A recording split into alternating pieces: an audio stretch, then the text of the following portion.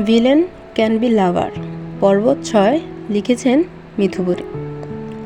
Let's begin the killing mission. নিস্তব্ধ পিনপতন নীরবতায় Dhaka basement ঘেরাও করে রেখেছে লাশ পচা গুটগুটে বিশ্রী গন্ধ।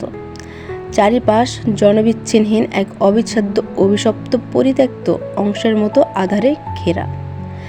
এক চিমটি পরিমাণ রোশনি আলোর দেখা নেই এই বিষাদ অভিভূত ঘুমট পরিবেশে। জঙ্গল থেকে ভেসে আসছে হিংস্র জীবজন্তুর কর্কশ গর্জন, গা শিউরে দেওয়ার মতো। অর্হনিশে ভোবো করছে এক জাগ জংলি মশা, যা শুনশান নিস্তব্ধ পরিবেশে যুদ্ধের পূর্ব প্রস্তুতি হিসেবে ইস্পাতের উপর চিকচিক ফকফকা বালি দিয়ে হাতিয়ার ধারানোর মতো ঝাঁঝালো শব্দের মতো মস্তিষ্ক, নিউরন, শ্রবণ ইন্দ্রিয় ঝাঁঝরা করে দিচ্ছে। স্যাঁতসেঁতে মেঝের নিচ থেকে উবলে বেরিয়ে আসতে চাওয়া লাশের পচা দুর্গন্ধ পেটের মধ্যে মোচড় দিয়ে পাকস্থলী উগরে ভেতরের খাদ্যকণাগুলো বেরিয়ে আসতে চাইছে বারবার। বক্ষপিঞ্জরের মাঝে অবস্থিত দুর্বাদ্য হৃদযন্ত্র তটস্থ হয়ে ধীরে ধীরে প্রতিক্রিয়া জানানে দ্বিমত পোষণের পয়াতারা করছে। নিস্তব্ধতা আস্তরণে বন্দি পড়ে যাওয়া বেসমেন্টে শুধু কর্ণপাত হচ্ছে শক্ত টাইলের ওপর পড়া টপ টপ পানির শব্দ, যা গড়িয়ে লুটোপুটো খাচ্ছে উরু হতে পায়ের পাতার নিচ দেহাংশ। তবে সেটা কোনো পানি পড়ার শব্দ নয়।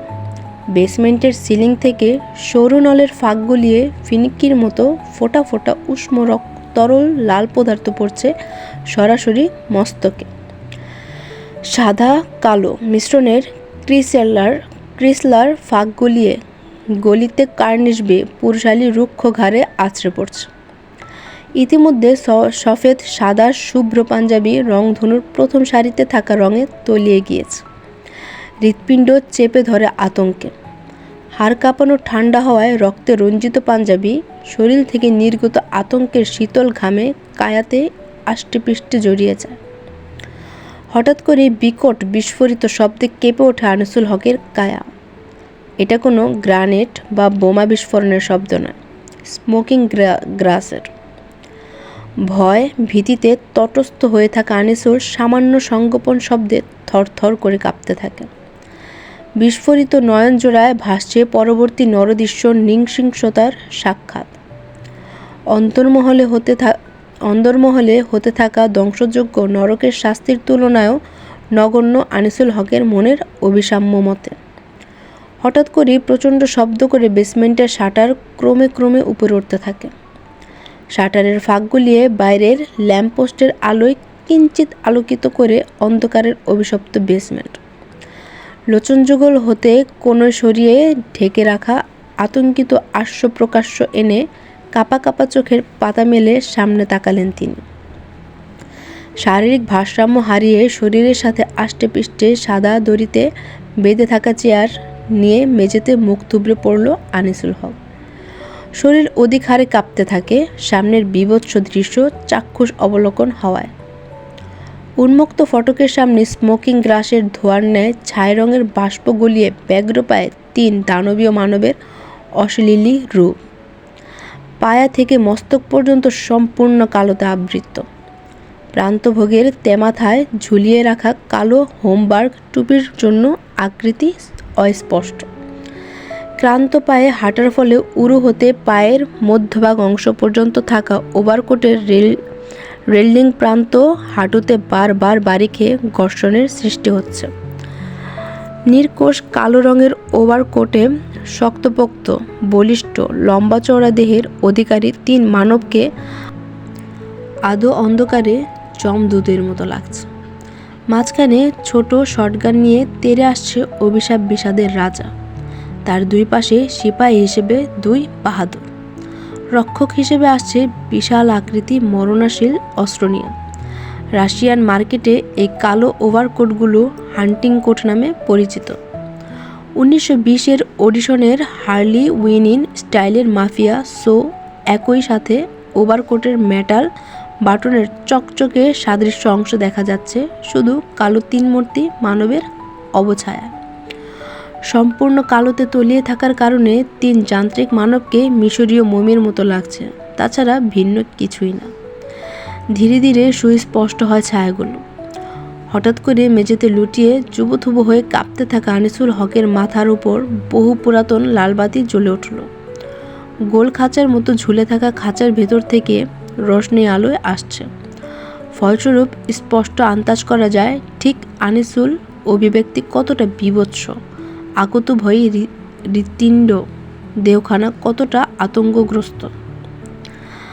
আলোর নিচে আসলো তিনজন, ঠোঁটের আগায় জড়ো হওয়া রহস্যের ঘনঘটা ঝুলিয়ে। আনিসুল চোখের পাতায় কাঁপুনি বন্ধ হয়। কিছু মুহূর্ত ক্রোধে মটমট করতে থাকা ধারালো একটি চোয়াল এবং তার দুপাশে ঢালের মতো দাঁড়িয়ে থাকা অত্যন্ত স্বাভাবিক অভিব্যক্তির চোয়ালগুলোর পানে চেয়ে থেকেও শুরু শেষ পর্যন্ত হিসেবে মিলিয়েও ঠাহর করতে পারল না আনিসুল হক এরা কে, কী ক্ষতি করেছে এদের, যার ফলস্বরূপ আজ এখানে। এত ষড়যন্ত্র, এত অযাচিত ক্ষুব্ধতায় আনিসুল হকের হিসাব মতো তিনি ওদের কোনো ক্ষতি করেনি এ জীবনে। গলায় দলা পাকিয়ে থাকা কুণ্ডলীগুলো শক্ত ডোক গিলে পিষে ভেতরে ঠেলে বিষাদ রাজ্যের রাজার সুগভীর নিকষ নীল চোখ হতে অগ্নিশিখা বিচ্ছুরিত হওয়া মানবের দিকে তাকিয়ে গতিহারা হৃদয় স্পন্দন তোয়াক্কা না করে দুর্বল গলায় ঝাঁঝালো গলায় চেঁচালেন, আমার ছেলে কোথায়? আর আমাকেই বা এখানে আটকে রেখেছেন কেন? টাকা পাওয়ার পরও আর কি চাই? হাঁটু ভেঙে পড়ে থাকা আনিসুল হকের মুখের সামনে শটান দাঁড়িয়ে আছে রিচার্ড। হিংস্রতার প্রভাবে বিড়বিড় করে ওঠে ওর পৈশাচিক আত্মার সাইকো মস্তিষ্ক। জীবন তটস্থ জীর্ণশীর্ণ হয়ে থাকা আনিসুল হকের অহর্নিশে পোছায় না রিচার্ডের গুরুগম্ভীর কণ্ঠস্বর। সহসায় তেজ দেখে আবারও বলল, কি? রুক্ষ কর্কশ গলায় অনর্থক হাসি হেসে চাপাসরে আওড়ায় রিচার্ড কায়নাত, তোর জীবন। চোখ জল করে উঠল আনিসুল হকের। গলার তেজ যেন নিমেষেই গায়েব হয়ে তিরিক্ষি মেজাজ সংকীর্ণতায় ঢাকা পড়ে গেল। ক্ষয় হারিয়ে তড়িগড়ি করে বললেন, আমার ছেলে কোথায় আছে? আমার ছেলে? হেই বয়েস, let's enjoy the movie. Richard বলার সাথে সাথে অট্ট হাসিতে ফেটে উঠল ন্যাসো লুকাস। তাদের দানবীয় শরীর তরতরিয়ে কাঁপতে থাকে হাসির তালে তালে। ন্যাসো প্যালব দু হাতের তালু একসাথে করে শব্দ তুলতেই অন্ধকার হতে নীল তীর সূচক আলো এসে পড়ল দেয়ালে। স্ক্রিন ভেসে উঠল দেয়ালের মাঝে।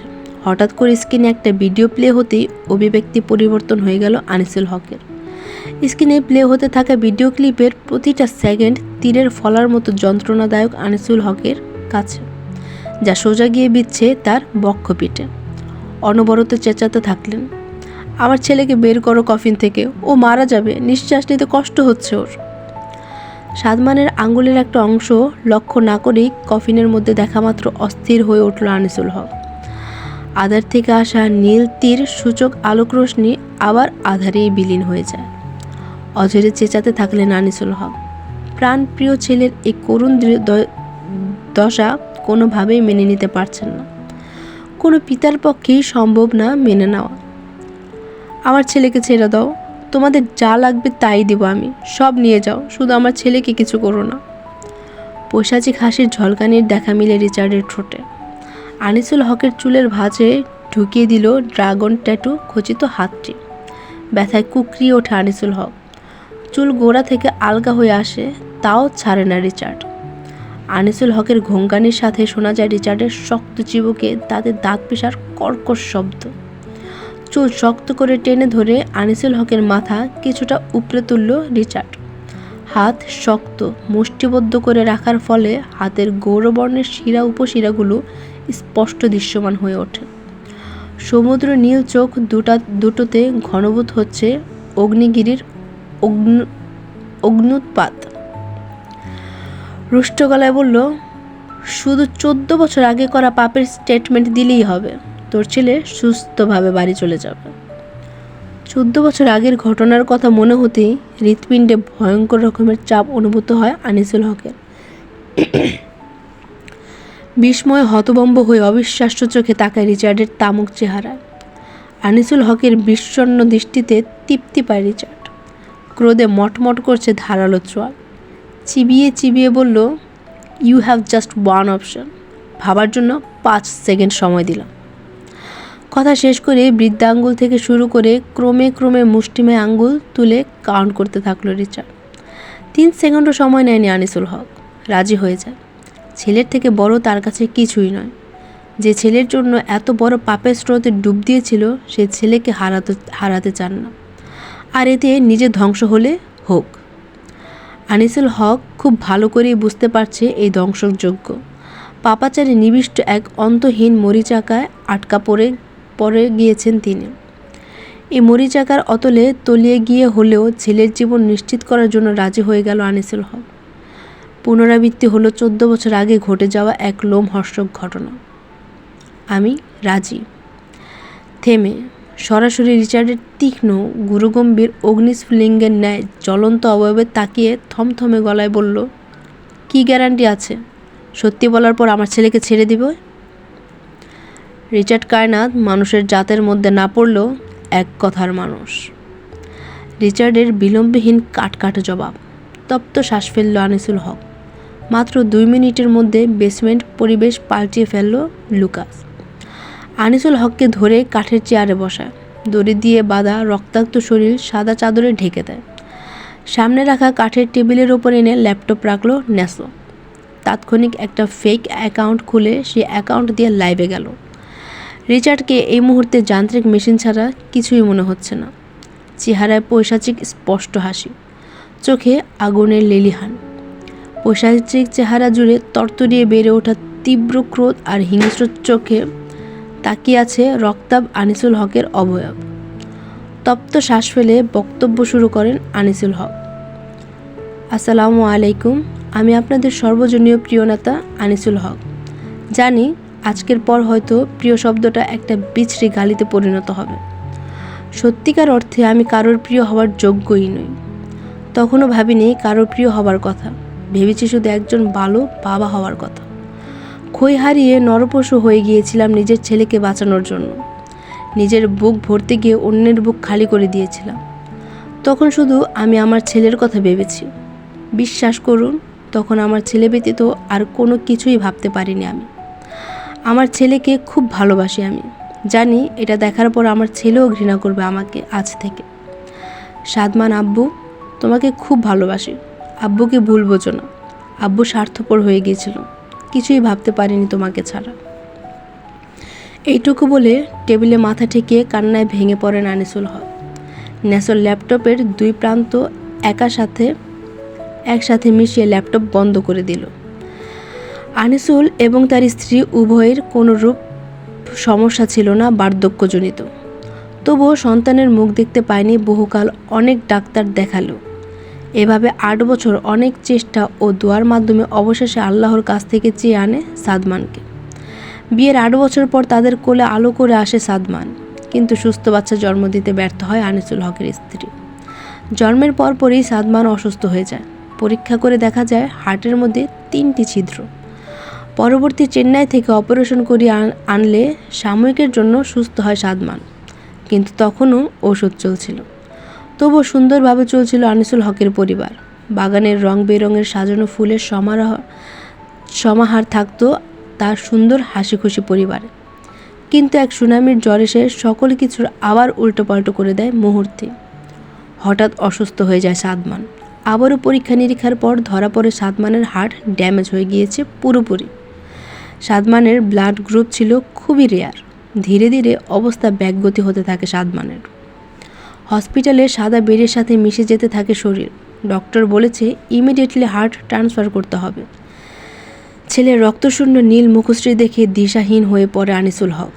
সকল জায়গায় খোঁজ লাগাতে থাকে RH নূর ব্লাড রক্তের কে আছে।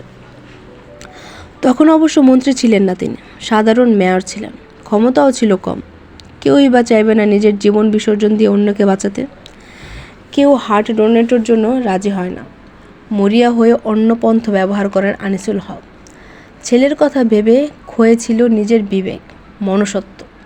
বস্তির অবহেলিত বাচ্চাদের এনে এনে ব্লাড গ্রুপ পরীক্ষা করে সাদমানের সাথে ম্যাচ করতে থাকে। তিনি জানতেন বস্তির কোনো বাচ্চা যদি হঠাৎ করে ঘুম হয়ে যায়, এতে বেশি হলে 2 দিন নিউজ হবে, তাছাড়া তেমন কিছুই না। থানা টাকা দিয়ে সামলিয়ে নেওয়া যাবে, এমন করতে করতে এক ছেলের সন্ধান পাওয়া যায়, যার নাম ছিল নিলয়। নিলয় ছিল রিচার্ডের একমাত্র বন্ধু কিশোর জীবনের। তাদের মধ্যে শ্রেণীবিভাজন থাকলেও বন্ধুত্ব তা কখনো ফুটে ওঠেনি। ছোট থেকে রিচার্ড ছিল অন্তর্মুখী, কখনোই কারোর সাথে মিশতে পারতো না, কিন্তু ঘটনাক্রমে নিলয়ের সাথে গড়ে ওঠে সুন্দর বন্ধুত্ব। হঠাৎ রিচার্ড গায়েব হয়ে গেলে নিলয় হয়ে পড়ে একা। 12 বছর পর দেশে এসে সবার আগে নিলয়কেই খুঁজেছিল রিচার্ড। এত বছরেও ভুলেনি শৈশবের বন্ধুত্ব, কিন্তু দেশে এসে বস্তিতে খুঁজে নিলয়ের কোনো অস্তিত্ব খুঁজে পাওয়া যায়নি। বস্তির লোকজনের ভাষ্যমতে আজ থেকে আরও 14 বছর আগে হঠাৎ করেই গায়েব হয়ে যায় নিলয়, এবং নিলয়ের মা রোড অ্যাক্সিডেন্ট করে আর বাবা অসুস্থ অবস্থায় মারা যায়। তবে তা মানতে নারাজ ছিল রিচার্ড। তার স্মৃতিতে অস্তিত্বশীল সকল মেমোরিগুলো বলছিল নিলয় হঠাৎ করে হারিয়ে যাওয়ার ছেলে নয়, অসুস্থ বাবাকে ফেলে। রিচার্ডের ষষ্ঠ ইন্দ্রিয় অন্য কিছুর আভাস দিচ্ছিল। ঘটনা তলিয়ে দেখার জন্য ফিরে যায় 14 বছর আগে। রাস্তা থেকে আনিসুল হকের লোকেরা নিলয়কে তুলে নিয়ে যায়। নিলয়ের মা ছিল অর্ধপাগল, বাবা ছিল প্রতিবন্ধী। ছেলের জন্য আরও পাগলামি বেড়ে যায় মহিলার। প্রতিদিন থানায় গিয়ে ছেলেকে খুঁজে এনে দেওয়ার জন্য আহাজারি করত। থানার কনস্টেবল রোজ রোজ তাকে গেটের বাইরে ছুঁড়ে ফেলে দিত নোংরা বস্তুর মতো। একদিন রাতে থানা থেকে ফেরার সময় হঠাৎ এক মালবাহী লরির নিচে চাপা পড়ে মহিলা। লরি চালক সঙ্গে সঙ্গে সেখান থেকে পালিয়ে যায়। অতিরিক্ত রক্তক্ষরণের জন্য ঘটনাস্থলেই মারা যায় মহিলা। লাশ উদ্ধারেও আসেনি কেউ। পরবর্তীতে সরকারি কবরস্থানে দাফন করা হয় তাকে। ওদিকে বিছানায় শয্যাশয়ী নিলয়ের বাবা তখনও জানতেন না তার স্ত্রী এবং ছেলে এই দুনিয়ার মায়া ত্যাগ করে চলে গিয়েছে। অসুস্থ লোক দরজার পানে চেয়ে থাকতেন সুখের আশায়, কিন্তু তার সুখ পাখিগুলো যে খাঁচা খুলে পালিয়েছে তাকে ছাড়াই। এভাবে পার হয় অনেক দিন। একদিন পচা গন্ধের বস্তির মানুষরা থানায় কল দেন। পুলিশ এসে নিলয়দের ঘরের তালা ভেঙে ভিতরে গিয়ে উদ্ধার করে নিলয়ের বাবার পচা অর্ধগলিত লাশ। নিলয়ের মা যেদিন শেষ বের হয়েছিল বাইরে থেকে তালা দিয়ে গিয়েছিল বিছানার সাথে মিশে যাওয়া স্বামীর শক্ত হাড়গুলো। তবু দেহে প্রাণ ছিল, কিন্তু সেই প্রাণ আর বেশি দিন টিকতে পারেনি। বন্ধ করে যত্নের অভাবে উড়াল দেয় দূর আকাশ। বাকি থাকলো নিলয়। হার্ট ট্রান্সফারের সময় মারা যায় নিলয়। পরবর্তী নিলয়ের লাশ লুকানোর জন্য আনিসুল হকের লোকেরা লাশ কেটে 8 ভাগে বিভক্ত করে। পরবর্তীতে তা ক্যাটারিং সার্ভিসের বড় পাত্রে দিয়ে কাটা কাটা অংশগুলো সিদ্ধ করে। সিদ্ধ মাংসগুলো হাড় থেকে কাটার দিয়ে আলাদা করে খুবলে নেওয়া হয়। পরে তা ব্লেন্ডারে ব্লেন্ড করে জুসি কিমা করে বৃষ্টির পানির সাথে মিশিয়ে দেয়। আর মাথার খুলির জায়গায় হয়েছিল কোন এক পরিত্যক্ত নর্দমা। সম্পূর্ণ কাজ দাঁড়িয়ে থেকে করেছিল আনিসুল হকের পিএ। মাথায় আসছে না সব কিছু এত আগে থেকে জানার পরও 8 বছর চুপ ছিলাম কেন? থমকে যাওয়া মস্তিষ্কটা ফিরে গেল তার চিরাচরিত পৈশাচিক আত্মায়। রিচার্ডের কর্কশ গলায় আনিসুল হক ভেজা চোখের পাতা মেলে মাথা তুলে রক্তজবার অঞ্জলির মতো টকটকে লাল আভা দিচ্ছে রিচার্ডের চোখের নীলমণির পাশের সাদা অংশে। চোয়াল মারির সাথে চেপটে লেগে আছে। আনিসুল হকের টেবিলের সামনে ঝুঁকে কণ্ঠ নালির মধ্যে 2 আঙ্গুল চেপে ধরে হিংস্র প্রাণীর মতো গর্জে উঠল রিচার্ড। মরার আগে তোর শোনা দরকার। তবে শোন, তোর ছেলেকে চাইলে আমেরিকায় মেরে বালির সাথে মিশিয়ে দিতে পারতাম আমি। তার জন্য আমার হাতের একটা ইশারা দরকার ছিল শুধু। কেন করিনি শুনতে চাস? তোর এই কুৎসিত চেহারা সকলের সামনে আনার জন্য, তোর নিজের মুখ থেকে তোর ছেলেকে শোনানোর জন্য। শুধু এই দুটো জিনিসের জন্য এত আয়োজন। তোর মুখে এই আতঙ্ক আমাকে অমৃতের স্বাদ দিচ্ছে আনিসুল, বিশ্বাস কর। রিচার্ডের অট্টহাসি বাড়ি খেতে থাকে বদ্ধ বেসমেন্টের প্রতিটা কোনায় কোনায়। ভারিক্কি কণ্ঠস্বরের হাসির সে প্রতিধ্বনি দেয়ালে বাড়ি খেয়ে ঘর্ষণের ফলে ভূতরে লাগছে। মৃত্যুর কথা শুনতেই সম্মিতে ফিরে পায় আনিসুল হক। বুক পাঁজরে মোচড় দিয়ে ধরল। খই হারিয়ে তড়িগড়ি করে আকুতি মিনতি করতে থাকে রিচার্ডের কাছে। দয়া করে আমার ছেলেকে ছেড়ে দাও, আমাকে মেরে ফেলো, তবু আমার ছেলের কোনো ক্ষতি করো না তোমরা। ও এই ব্যাপারে কিছুই জানতো না। আজকের পর ওর সামনে মুখ দেখাতেও পারবো না আমি। তার চেয়ে বরং মেরে ফেলো আমাকে, তবু আমার ছেলেকে কিছু করো না। হ্যাঁ, ছেড়ে দিব তো তোর ছেলেকে, ওকে দিয়ে আমার আর কোনো কাজ নেই। থেমে এক পৈশাচিক রহস্যময় হাসি দিয়ে বলল, বিশ্বাস কর আনিসুল, তোকে একটুও কষ্ট দিয়ে মারবো না আমি, ট্রাস্ট মি, একটুও না। রিচার্ডের কথা শেষ হবার সাথে সাথে পেছন থেকে লুকাস প্লাস্টিকের পলিন দিয়ে মুখ চেপে ধরল আনিসুল হকের। সাদা পলির জন্য চোখের সামনে সকল কিছু ঘোলাটে হয়ে আসে। হাত পা ছড়িয়ে ছটফট করতে থাকে আনিসুল হক। গলা থেকে মস্তক সম্পূর্ণ পলির দখলে, ফলস্বরূপ শ্বাস নিতে এবং ফেলতে পারছে না। ন্যাসো শরীরের বাঁধন খুঁজতে থাকে। রিচার্ড ঠোঁটের কোণে বক্র হাসি ঝুলিয়ে ঝটারের দিকে এগোয়। সকল বাঁধন খুলে ছটফট করতে থাকা আনিসুল হককে নিয়ে রিচার্ডের পিছু পিছু যায় ন্যাসো, লুকাস। বাগান বাড়ির পিছনের অংশে খালি জায়গায় মাটি খুঁড়ছিল গার্ডরা। রিচার্ড গিয়ে অভিব্যক্ত শূন্য তামুকে ব্রু উঁচিয়ে ইশারা করতেই চলে যায় সকল গার্ডরা। ন্যাসো আর লুকাস আনিসুল হকের ছটফট করতে থাকা দেহ ছুঁড়ে ফেলে দেয় তার জন্য খোদিত কবর। জীবন্ত সমাধি দেওয়া হয় এক পাপিষ্ট বিষ্টার। রিচার্ডের যেন এতেও তেজ কমেনি। তখনও সমুদ্র নীল চোখ দুটোতে ঘনীভূত হচ্ছে অগ্নিয়গিরির অগ্নুৎপাত জলজল করে। ন্যাসো, লুকাস কোদাল দিয়ে মাটি সমান করে দিচ্ছে আনিসুল হকের সমাধিতে। হঠাৎ পেছন থেকে ভেসে আসে এক অনাকাঙ্ক্ষিত অপরিচিত কণ্ঠস্বর। তবে অভিব্যক্ত অত্যন্ত স্বাভাবিক তাদের। ঠোঁট কামড়ে ব্রু নাচিয়ে পেছন ফিরে রিচার্ড। হাত থেমে যায় ন্যাসো, লুকাসের। সম্মতি ফিরে তাকালো সামনে। So this is the secret place of gangster হৃদ কায়নাথ।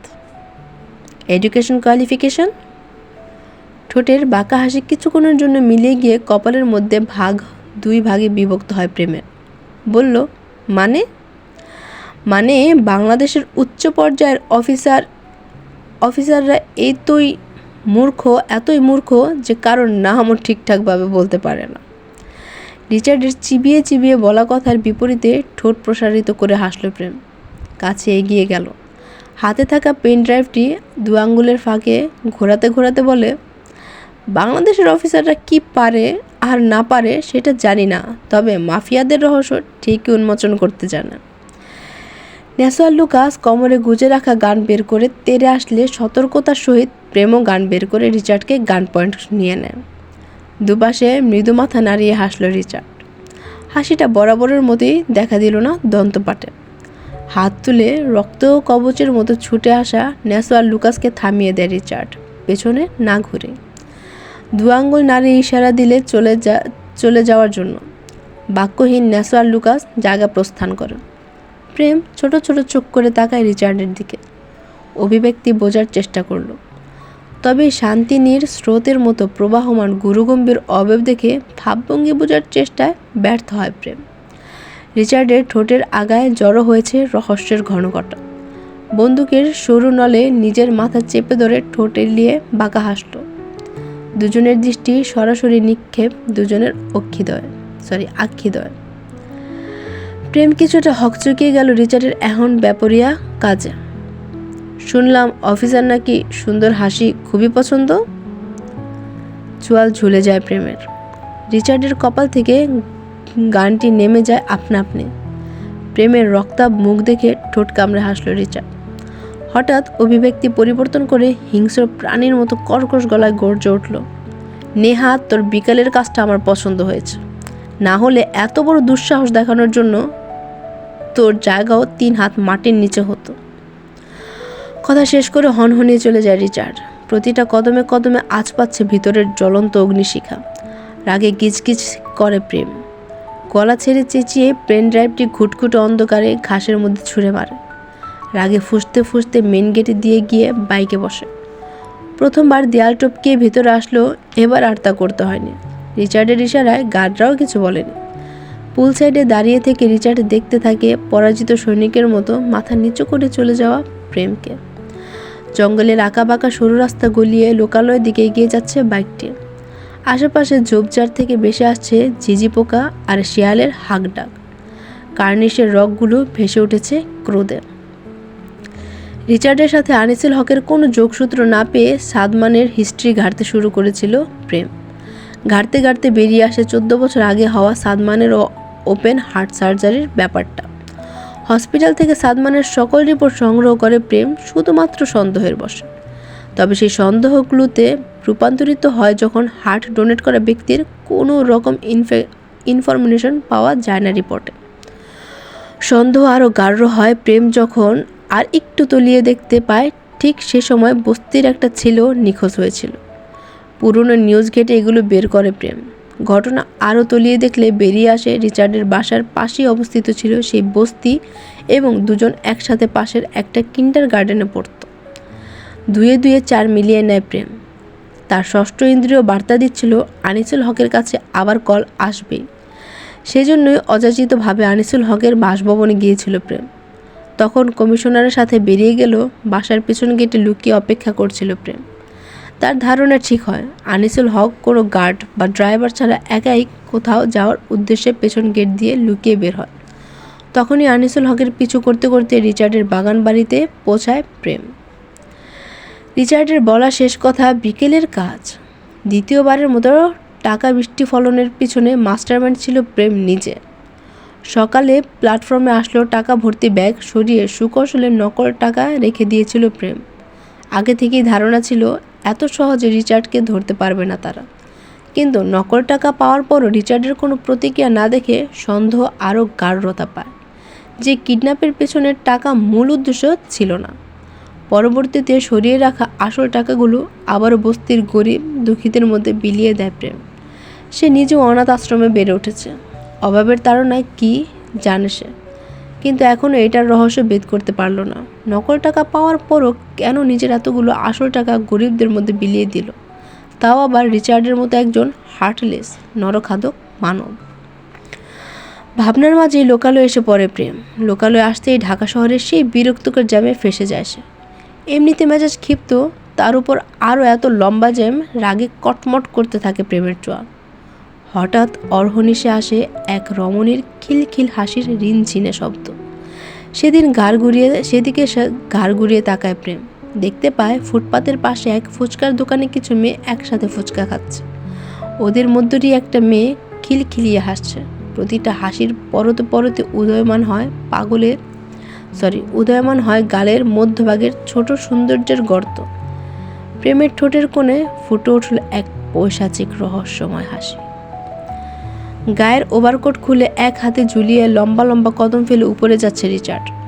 বেডরুমের সামনে যেতেই কপালে শুকনো বাজের দেখা মিলে। সব মেয়েরা দরজা উকি ঝুঁকি দিচ্ছে। সকলের মুখ চুপসে আছে, উদ্বিগ্নতা আর মৃত্যু ভয়ে জর্জরিত। রিচার্ডকে দেখতে পেয়ে সকলের গা শিউরে ওঠে, থরথর করে কাঁপতে থাকে।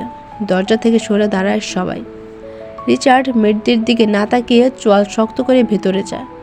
রুমে পা রাখতেই হাত থেকে ওভারকোট নিচে পড়ে গেল। থেমে গেল রিচার্ডের পা। হঠাৎ গুলির শব্দে নিচ থেকে ন্যাসো লুকাস দৌড়ে উপরে আসে। দরজার সামনে আসতেই শুকনো ডোক গিলল দুজন মেয়েড রক্তাক্ত অবস্থায় নিচে পড়ে আছে। আরেকজন দরজার আড়ালে দু হাতে কান চেপে ফুপিয়ে ফুপিয়ে কান্না করছে এই নৃশংস অপ্রীতিকর দৃশ্যের সম্মুখীন হয়ে। রেশমা এলিজাবেথের হাত শক্ত করে চেপে ধরে নিজের সাথে মিশিয়ে রেখেছে। চোখ গোল গোল হয়ে যায় লুকাসের এলিজাবেথের হাত দেখে। ন্যাসো ঘাবড়ে গিয়ে তাকায় রিচার্ডের অনুভূতি শূন্য চওড়া তামুকে। এক দৃষ্টিতে চেয়ে আছে রিচার্ড এলিজাবেথের উপশিরার উপরের পাতলা চামড়ার অংশে ফাঁক গলিয়ে আগত তাজা উষ্ণ তরলে।